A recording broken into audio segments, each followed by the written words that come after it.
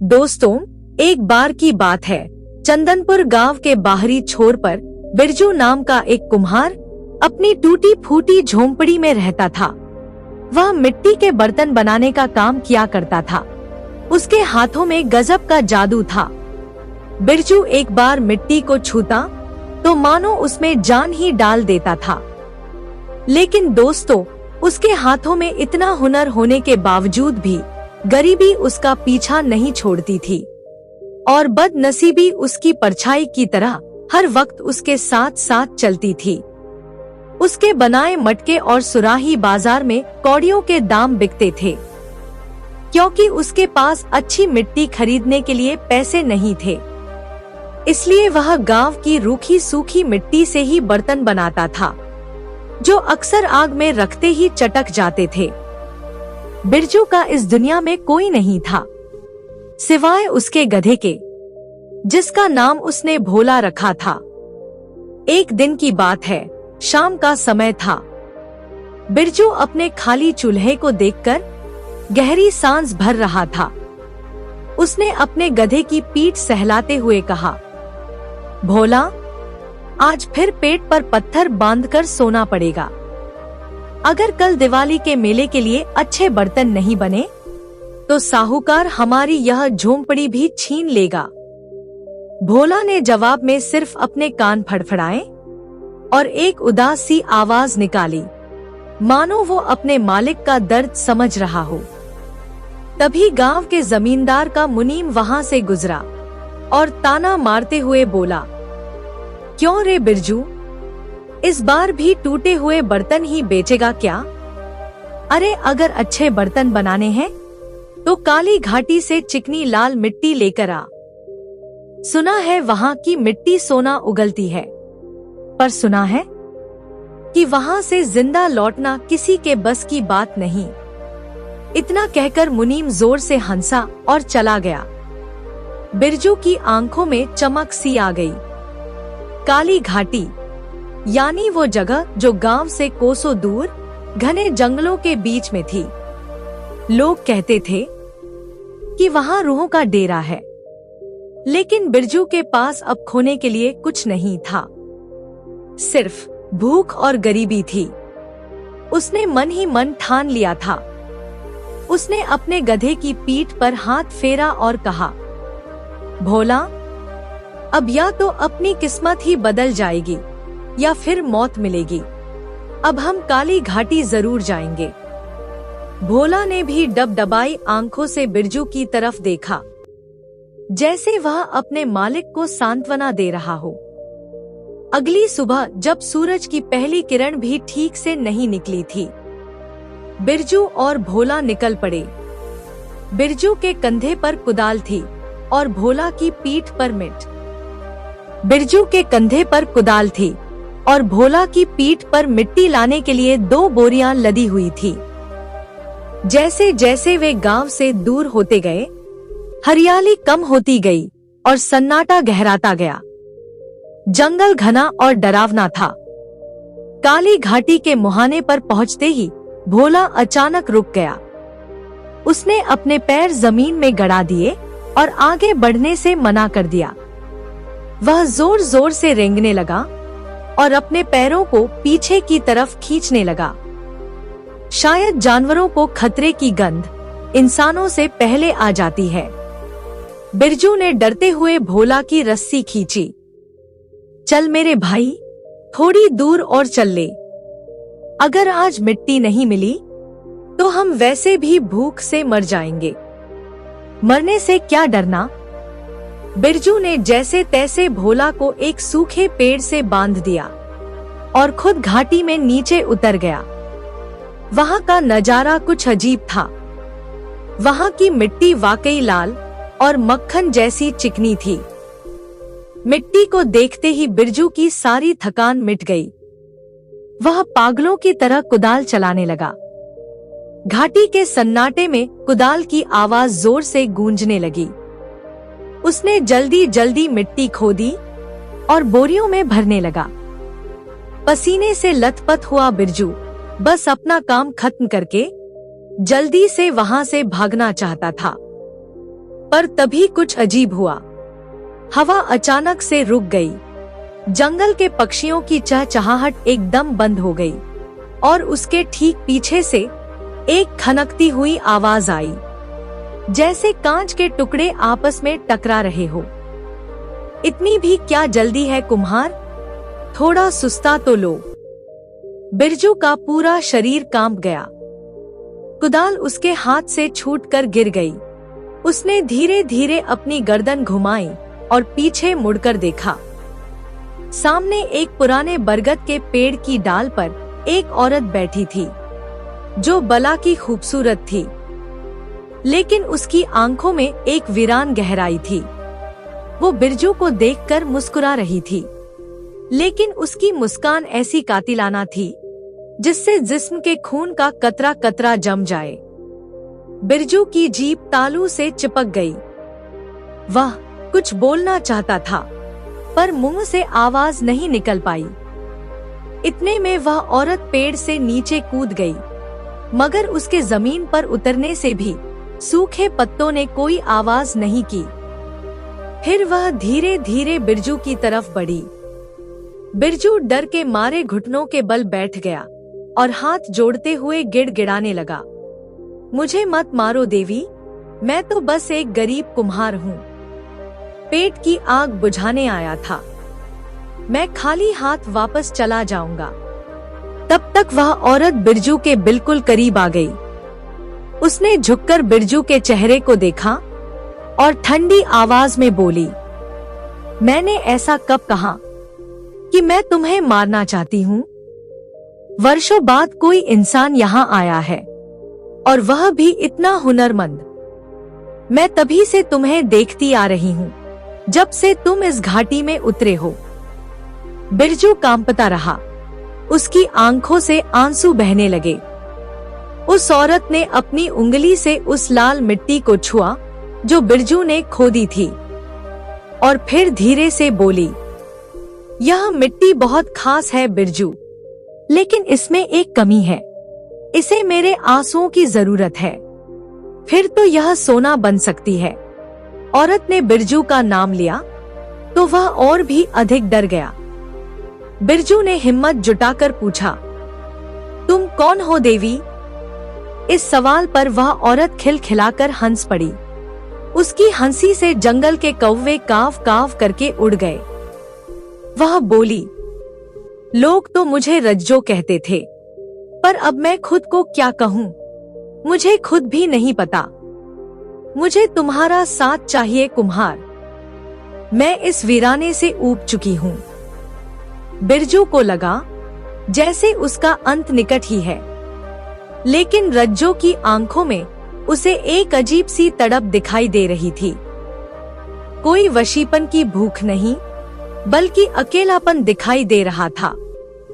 वह बिरजू की आंखों में देखकर बोली, अगर मैं तुम्हें ना मारूं, तो क्या तुम मुझे अपनी इस मिट्टी के साथ अपने घर ले चलोगे? मैं वादा करती हूँ, तुम्हें दुनिया का सबसे बड़ा कुम्हार बना दूंगी। बस मेरी एक ही शर्त है। उसके इतना कहते ही हवा तेज चलने लगी और ऊपर से भोला के रेंगने की आवाज आई, जो डर के मारे रस्सी तोड़ने की कोशिश कर रहा था। बिरजू दोराहे पर खड़ा था। एक तरफ मौत थी तो दूसरी तरफ यह अनजान साया। उसने कांपते होठों से पूछा, क्या शर्त है देवी? सामने खड़ी रज्जो की आंखों में एक अजीब सी कशिश थी, जो उसे एक ही पल में डरा भी रही थी और अपनी तरफ खींच भी रही थी। रज्जो धीरे से मुस्कुराई। उसके होठों से निकले शब्द हवा में तैरने लगे। शर्त बहुत सरल है कुम्हार। उसने अपनी ओढ़नी को हवा में लहराते हुए कहा, मैं तुम्हारे साथ चलूंगी और तुम्हारे साथ तुम्हारे घर पर रहूंगी। तुम्हारे हुनर में अपनी ताकत मिलाऊंगी, लेकिन मुझे तुम्हारे सिवाय कोई दूसरा इंसान नहीं देख पाएगा। बिरजू ने हकलाते हुए पूछा, क्या सच में कोई नहीं देख पाएगा? रज्जो की आवाज अब थोड़ी सख्त हो गई। हाँ, तुम्हारे अलावा कोई नहीं देख पाएगा। जिस दिन तुमने किसी तीसरे को मेरे बारे में बताया या किसी ने मुझे देखने की कोशिश की तो मैं हमेशा के लिए चली जाऊंगी। और याद रखना, मेरा जाना तुम्हारे लिए शुभ नहीं होगा। बिरजू के पास सोचने का वक्त नहीं था। पेट की भूख डर से बड़ी होती है। उसने कांपते हाथों को जोड़ा और सिर झुका दिया। मुझे मंजूर है देवी, वैसे भी मेरी टूटी झोपड़ी में कौन आता है। मैं किसी को कुछ नहीं बताऊंगा। रज्जो ने एक गहरी सांस ली, मानो सदियों की थकान मिटा रही हो। तो फिर चलो कुम्हार, अब से मेरी किस्मत तुम्हारे चाक से बंध गई है। बिरजू ने लड़खड़ाते कदमों से वापस ऊपर चढ़ाई शुरू कर दी। ऊपर बंधा हुआ उसका गधा भोला बुरी तरह रेंग रहा था। जानवरों को अदृश्य शक्तियों का एहसास इंसानों से कहीं पहले हो जाता है। जैसे ही बिरजू और रज्जो ऊपर पहुँचे, भोला ने रस्सी छुड़ाने के लिए भरपूर जोर लगाया। उसकी आंखों में बहदाशा डर था। शांत हो जा भोला, बिरजू ने उसकी पीठ को थपथपाया, लेकिन उसके खुद के हाथ ठंडे पड़े हुए थे। बिरजू ने लाल मिट्टी की बोरियां भोला की पीठ पर लाद दी। रज्जो भी मिट्टी की बोरियों के ऊपर जाकर बैठ गई। भोला के पैर डगमगा गए, मानो बोरियों का वजन अचानक कई गुना बढ़ गया हो। हालांकि रज्जो का कोई शरीर नहीं था, लेकिन उसकी मौजूदगी का भार उस बेजुबान जानवर को महसूस हो रहा था। रास्ता लंबा था। चांद बादलों के पीछे लुका छिपी खेल रहा था। बिरजू आगे आगे रस्सी पकड़े चल रहा था और पीछे भोला, जिस पर एक अदृश्य भूतनी सवार थी। पूरे रास्ते रज्जो धीरे धीरे गुनगुनाती रही, एक ऐसी धुन जो ना तो खुशी की थी और ना ही गम की, बस रूह को चीर देने वाली थी। जब वे गांव पहुंचे तो आधी रात हो चुकी थी। पूरा गांव सोया पड़ा था। कुत्तों के भौंकने की आवाज आई, लेकिन रज्जो ने एक बार उनकी तरफ घूर कर देखा तो वे दुम दबाकर भाग गए। बिरजू ने अपनी झोपड़ी का बंद दरवाजा खोला तो चर की आवाज के साथ दरवाजा खुला। अंदर गुप अंधेरा था। एक कोने में टूटा हुआ चाक, कुछ सूखे बर्तन और फटे पुराने कपड़े पड़े थे। गरीबी वहां के हर कोने में पसरी हुई थी। बिरजू ने माचिस की तीली जलाकर एक चिराग रोशन किया। पीली रोशनी में झोपड़ी की बदहाली और भी साफ दिखने लगी। उसे रज्जो के सामने बहुत शर्म महसूस हुई। बिरजू ने नजरें झुकाकर रज्जो से कहा, यही है मेरा घर, माफ करना, शायद यह जगह आपके लायक नहीं है। रज्जो ने झोपड़ी का जायजा लिया। वह दीवारों को छू रही थी। महल और झोपड़ियां इंसानों के लिए होती है। रज्जो ने उस टूटे हुए चाक के पास जाकर कहा, मुझे तो बस मिट्टी की खुशबू चाहिए।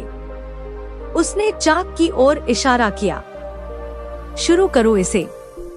मैं देखना चाहती हूँ कि तुम्हारे हाथों में कितना जादू है। बिरजू थका हुआ था, लेकिन रज्जो का आदेश मानने को मजबूर था। वह बाहर गया और भोला की पीठ से लाल मिट्टी उतार लाया।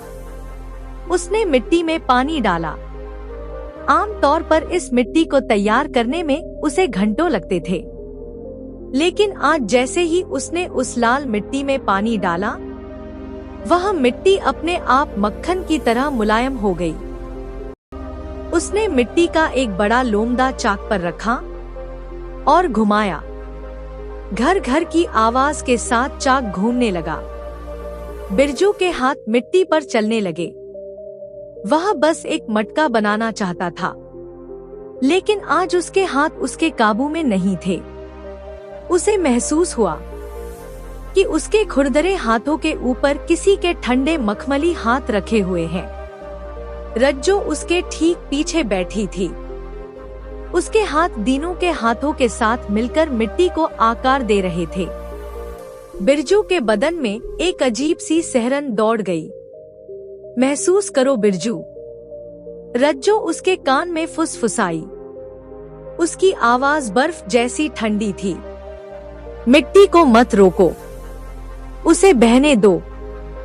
और फिर वह चमत्कार हुआ जो बिरजू ने कभी सपने में भी नहीं सोचा था।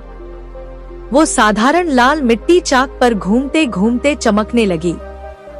बिरजू सिर्फ आकार दे रहा था, लेकिन नक्काशी अपने आप उभर रही थी। फूल, पत्तियां और बेलबूटे की इतनी बारीक नक्काशी जो सुई की नोक से भी बनाना नामुमकिन थी, वह पलों में तैयार हो रही थी। जब चाक रुका तो सामने एक अद्भुत सुराही तैयार थी। वह अब गीली मिट्टी की नहीं लग रही थी, बल्कि ऐसा लग रहा था जैसे वह तांबे से बनाई गई हो। दिए की मध्यम रोशनी में वह सुराही किसी दैवीय वस्तु की तरह दमक रही थी। बिरजू की तो आंखें फटी की फटी रह गईं।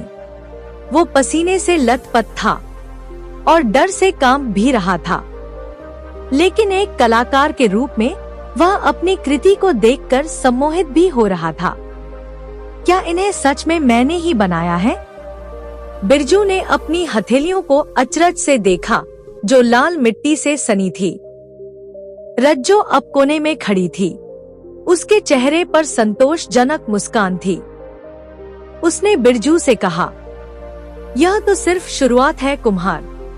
चलो अब सो जाओ। कल से दुनिया देखेगी कि बिरजू कुम्हार के हाथ क्या कर सकते हैं। लेकिन याद रखना, यह सब हुनर मेरा है, बस हाथ तुम्हारे हैं। जिस दिन तुम्हारी जुबान फिसल गई, यह सब खाक हो जाएगा। बिरजू ने पहले उस चमचमाते कलश को देखा, फिर अंधेरे कोने में खड़ी उस छाया को। बाहर से भोला के रेंगने की आवाज आई। बिरजू को फिर एहसास हुआ कि उसने अपनी गरीबी मिटाने के लिए अपनी परछाई एक शैतान के हाथों गिरवी रख दी है। अगली सुबह बिरजू अपने गधे भोला को लेकर बाजार के सबसे बड़े व्यापारी सेठ धनीराम की दुकान के बाहर जा पहुंचा। भोला की पीठ पर बंधी बोरियों में वह जादुई सुराही भी थी, जिसे उसने रज्जो के साथ मिलकर पिछली रात बनाया था। बिरजू का दिल जोर जोर से धड़क रहा था। उसे डर था कि कहीं धूप में उस सुराही का जादू उतर ना जाए और कहीं सेठ उसे डांटकर भगा ना दे। उसने कांपते हाथों से कंबल हटाया और जैसे ही कंबल हटा, आसपास खड़े लोगों की आंखें चौंधिया गईं। वो सुराही साधारण मिट्टी की नहीं लग रही थी, बल्कि ऐसी प्रतीत होती थी जैसे तांबे और सोने के मिश्रण से बनाई गई हो, और उस पर बनी बारीक नक्काशियां तो जैसे उसे जीवंतता प्रदान कर रही थी। सेठ धनीराम जो अपनी गद्दी पर बैठकर हुक्का गुड़गुड़ा रहे थे, हुक्का हाथ में लिए वहीं जम गए। अरे राम, यह क्या चीज है बिरजू? सेठ अपनी गद्दी से उतरकर नीचे आए। उन्होंने चश्मा ठीक किया और सुराही को छूने के लिए हाथ बढ़ाया, मगर छूने से पहले ही ठिठक गए। बता तो सही, यह सुराही मिट्टी की है या किसी धातु की? मैंने तो अपने 40 साल के व्यापार में ऐसी चमक कभी नहीं देखी। बिरजू ने पसीना पोंछते हुए झूठ बोला, सरकार, यह मेरे पुरखों का पुराना नुस्खा है। खास मिट्टी और खास आंच का कमाल है। सेठ ने सुराही को उंगलियों से टीपा। उससे टन टन की आवाज ऐसी आई जैसे मंदिर की घंटी बज रही हो। सेठ खुशी से चिल्लाया, यह अद्भुत और बेमिसाल चीज है। मैं इसे राजा के दरबार में भेजूंगा। बोल बिरजू, क्या कीमत लेगा इसकी? 10 चांदी के सिक्के दे दूं। सारी भीड़ में खुसर पुसर होने लगी। 10 चांदी के सिक्के? बिरजू ने अपनी पूरी जिंदगी में एक चांदी का सिक्का भी मुश्किल से ही देखा होगा। बिरजू कुछ बोलने ही वाला था कि उससे पहले सेठ ही बोल पड़ा, चल ठीक है, तू 10 की बजाय 15 ले ले, पर अब मना मत करना। सेठ ने तुरंत अपनी थैली खोली और खन खनाते हुए 15 चांदी के सिक्के बिरजू की हथेली पर रख दिए। सिक्कों का वजन बिरजू के हाथों को भारी लग रहा था, लेकिन मन उससे भी ज्यादा भारी था, उस रहस्य से जिसे वह सबसे छिपा रहा था। उस रात के बाद बिरजू की दुनिया ही बदल गई। अब हर रात उसकी झोपड़ी में अजीब सा दरबार सजता। बाहर सन्नाटा होता, लेकिन अंदर जादू चल रहा होता। बिरजू चाक पर बैठता और रज्जो उसके ठीक पीछे बैठती। इस तरह बिरजू हर रात बढ़िया बर्तन बनाता और बाजार में बेचता। धीरे धीरे बिरजू की फटी हाल झोपड़ी एक पक्के मकान में बदलने लगी। अब उसकी छत से बारिश का पानी नहीं टपकता था, और सबसे ज्यादा खुश तो भोला था, जिसे कभी सूखी घास भी नसीब नहीं होती थी, पर अब वह ताजे चने और गुड़ खा रहा था। भोला अब मोटा ताजा होने लगा था, मगर उसकी आंखों में एक अजीब सा डर अब भी रहता था। वह अक्सर घर के उस कोने की तरफ देखकर कान खड़े कर लेता जहां रज्जो बैठती थी। गांव में बिरजू कुम्हार के हुनर की यह खबर आग की तरह सब जगह फैल गई।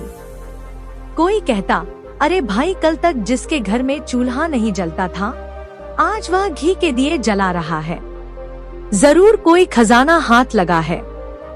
दूसरा कहता, अरे नहीं भाई, मैंने तो सुना है वो आजकल काला जादू करने लगा है। रात भर उसके घर से फुसफुसाने की आवाजें आती हैं। इधर बिरजू इन बातों से बेखबर अपनी ही दुनिया में मग्न था, पर समस्या यह थी कि वह अनजाने में रज्जो से दिन में भी बातें करने लग गया था। एक दोपहर बिरजू अपने आंगन में बैठकर खाना खा रहा था। रज्जो उसके सामने अदृश्य रूप से बैठी थी। बिरजू खाना खाते खाते हंसते हुए बोला, अरे रज्जो, आज तो सब्जी में नमक थोड़ा कम है, कल जरा ध्यान रखना। तभी उसका पड़ोसी किशन, जो दीवार के पीछे से झांक रहा था, उसने यह सब सुन लिया। उसने देखा कि वहाँ कोई नहीं है और बिरजू खाली हवा से बातें कर रहा है और मुस्कुरा रहा है। किशन डर के मारे पीला पड़ गया और उल्टे पांव भाग गया। उसने पूरे गांव में इस बात का ढिंढोरा पीट दिया कि भाइयों, मैंने अपनी आंखों से देखा है, बिरजू पागल हो गया है। वो हवा से बातें करता है, किसी रज्जो का नाम ले रहा था और वहाँ कोई औरत भी नहीं थी, पर उसे किसी ने जवाब जरूर दिया था। इतना मुझे यकीन है। गांव वालों के शक की सुई अब यकीन में बदलने लगी। बिरजू अब सिर्फ अमीर ही नहीं था, वह उनके लिए एक डर भी बन चुका था। लोग उसके घर के सामने से गुजरने से कतराने लगे। बच्चे उसे देखकर जादूगर कहकर चिल्लाने लगते थे।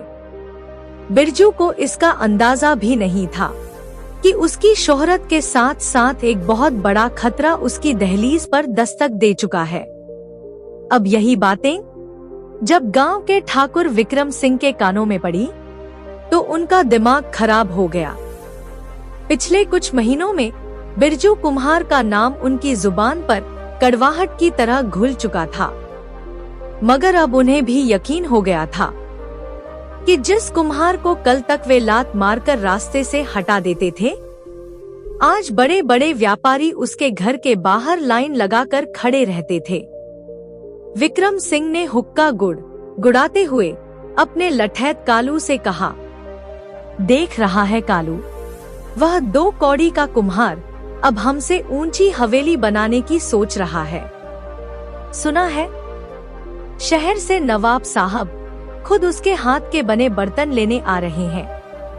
कालू ने भी आग में घी डालते हुए कहा, मालिक, बात सिर्फ पैसे की नहीं है। लोग कहते हैं कि बिरजू के घर में ऊपरी हवा का चक्कर है, वरना एक अकेला आदमी रात भर में 100 सुराहियां कैसे बना सकता है, और वह भी ऐसी नक्काशी वाली जिन्हें इंसानी हाथों से बनाना लगभग नामुमकिन है। ठाकुर विक्रम सिंह की आंखों में एक क्रूर चमक आ गई। वह कोई ऊपरी हवा हो, काला जादू, बस यही मौका है। अगर यह साबित हो गया कि वह मिट्टी के बर्तन बनाने के लिए किसी डायन या भूत की मदद लेता है, तो गांव वाले खुद ही उसे पत्थरों से मार मार कर गांव से बाहर निकाल देंगे। आज रात हम खुद देखेंगे कि उसकी झोपड़ी में क्या खिचड़ी पकती है। वह अमावस्या की काली रात थी। पूरा गांव गहरी नींद में था, लेकिन बिरजू के घर में एक मध्यम रोशनी जल रही थी। घर के पिछवाड़े, जहां नीम का घना पेड़ था, वहां ठाकुर विक्रम सिंह और कालू दबे पांव जाकर छिप गए। बिरजू के घर के भीतर से घर घर चाक की आवाजें आ रही थी। ठाकुर ने चुपके से खिड़की के अंदर से झांक कर देखा, और उसने जो दृश्य देखा उसका खून जम गया। बिरजू चाक के पास बैठा था, लेकिन वह मिट्टी को छू नहीं रहा था। चाक अपने आप बहुत तेज गति से घूम रहा था। गीली मिट्टी हवा में उठ रही थी और अदृश्य उंगलियां उसे आकार दे रही थी। देखते ही देखते एक बेजान मिट्टी का लम्बा खूबसूरत सुराही में बदल गया। बिरजू हवा में देखकर मुस्कुरा रहा था और कह रहा था, रज्जो, अब तुम थक गई होगी, थोड़ा आराम कर लो। कालू तो डर के मारे कांपने लगा। उसके पैर एक सूखे पत्ते पर पड़े तो चट की आवाज हुई। आवाज सुनते ही बिरजू के घर के अंदर सन्नाटा छा गया। चाक भी रुक गया। बिरजू चिल्लाकर बोला, अरे कौन है वहां? ठाकुर और कालू वहां से उल्टे पांव भाग गए। वे समझ गए कि मामला इंसान का नहीं बल्कि शैतान का है। ठाकुर के चेहरे पर पसीना था, लेकिन होठों पर एक विजय की मुस्कान थी। बिरजू बेटा, अब तो तू किसी हाल में नहीं बचेगा। अगली सुबह बिरजू अभी सोकर उठा भी नहीं था कि उसके दरवाजे पर भारी लाठियां बजने लगी। बाहर निकल ओ पाखंडी, बाहर निकल जादूगर, भीड़ चिल्ला रही थी। बिरजू घबराकर बाहर आया।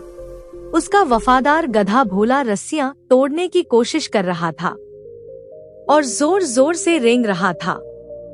भोला को शायद आने वाली मुसीबत का अंदाजा हो गया था। गांव के सरपंच और ठाकुर विक्रम सिंह भीड़ के साथ खड़े थे और उनके पीछे पूरा गांव था।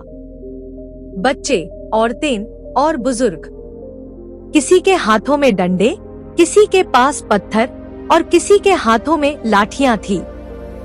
जो लोग कल तक बिरजू की तारीफें करते थे, आज उसे गहरी नफरत से देख रहे थे।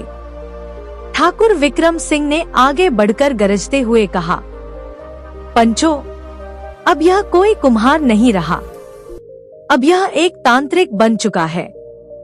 यह शमशान की शक्तियों का इस्तेमाल करता है।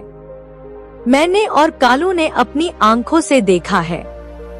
इसके घर में हवा में बर्तन बनते हैं। यह सुनते ही भीड़ में शोर मच गया। मारो इसे, इसने यहाँ डायन पाल रखी है। सरपंच ने हाथ उठाकर सबको शांत किया। उन्होंने बिरजू की आंखों में आंखें डालकर पूछा, सच सच बता दे बिरजू, तेरी इस तरक्की का राज क्या है? क्या ठाकुर जो कह रहा है वह सच है?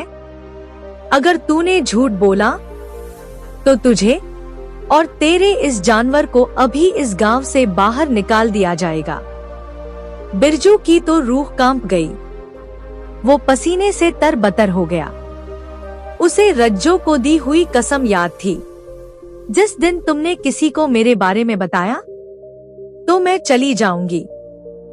बिरजू ने लड़खड़ाते हुए कहा, नहीं मालिक, यह सब मेरी मेहनत है, मैंने कोई जादू नहीं किया।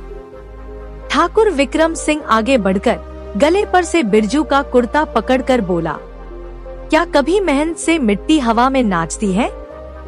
अगर तूने सच नहीं उगला तो अभी तेरी इस झोपड़ी में आग लगा दी जाएगी। फिर देखेंगे कौन सी शक्ति तुझे बचाती है। कालू एक जलती हुई मशाल लेकर बिरजू के घर की तरफ बढ़ने लगा।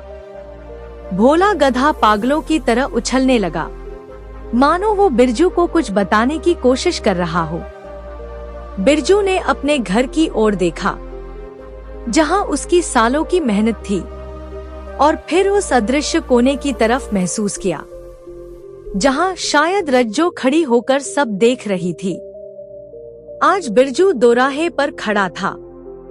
एक तरफ उसका घर और उसकी जिंदगी थी, और दूसरी तरफ उसका वादा और रज्जो। सरपंच ने कहा, देख बिरजू, यह आखिरी मौका है। या तो तू सच बोल दे कि कौन है तेरे साथ, या फिर आज तेरा अंत निश्चित है। बिरजू की आंखों से आंसू बहने लगे। भीड़ का शोर बढ़ता जा रहा था। मशाल की आंच उसके चेहरे तक आ रही थी। डर उसके सब्र के बांध को तोड़ रहा था।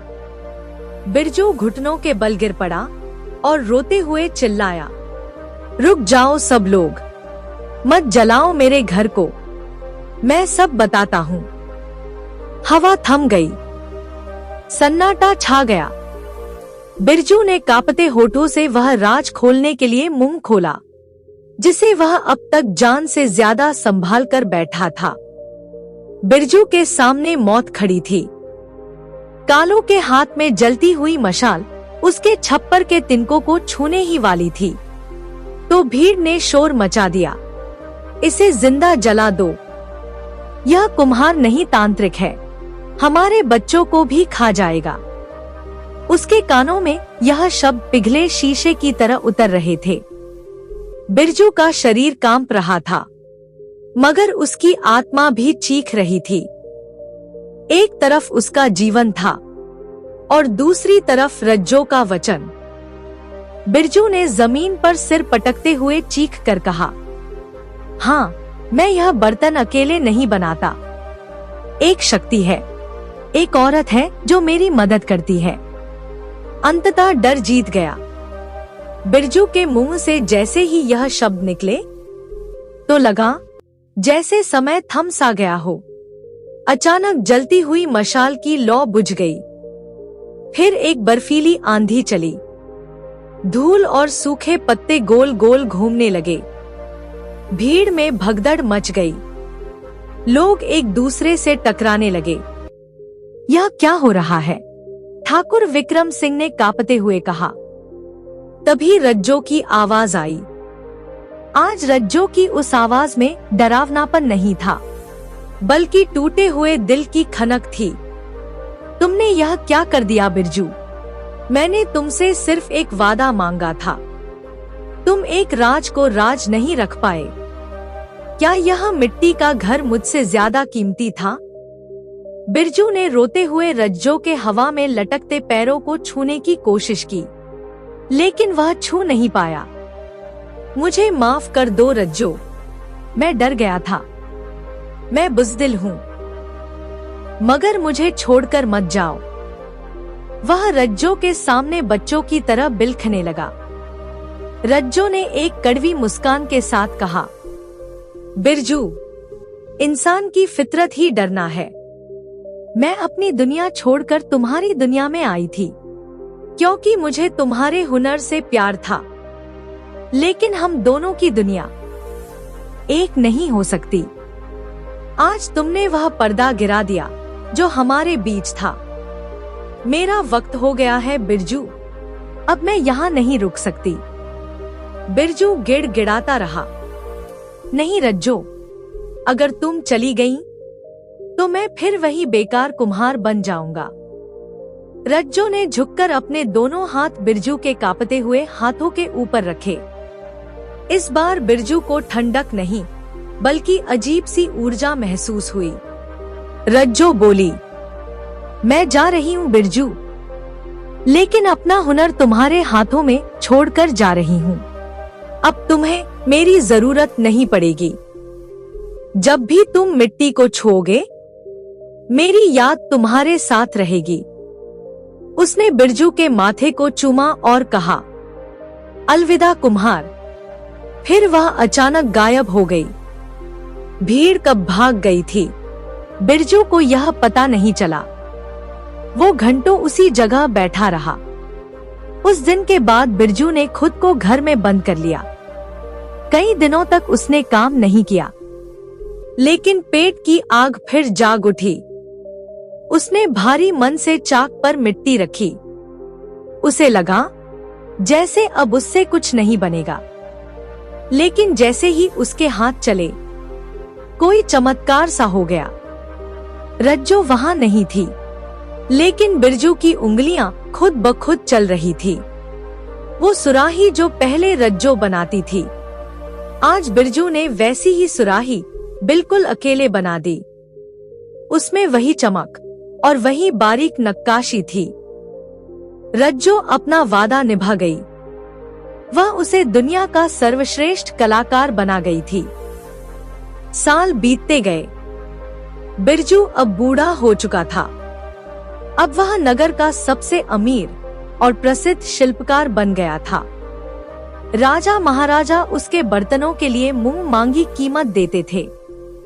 उसके पास अब बड़ा महल था, दर्जनों नौकर थे। लेकिन गांव वाले कहते थे कि बिरजू अब भी पागल है। अक्सर वह चांदनी रातों में अपनी हवेली छोड़कर उसी काली घाटी की तरफ निकल जाता। वो उसी पेड़ के नीचे घंटों बैठा रहता, हवा से बातें करता, मिट्टी के खिलौने बनाता और उन्हें उस पेड़ की जड़ों में छोड़ आता। वह अमीर था, हुनरमंद भी था, लेकिन उसकी आंखों में आज भी वही वीरानगी थी जो उसने पहली बार रज्जो की आंखों में देखी थी। उसने दुनिया जीत ली थी, लेकिन अपनी परछाई खो दी थी। दोस्तों, कहानी अच्छी लगी हो तो वीडियो को लाइक करके हमारे चैनल को सब्सक्राइब भी जरूर कर लीजिएगा। धन्यवाद दोस्तों।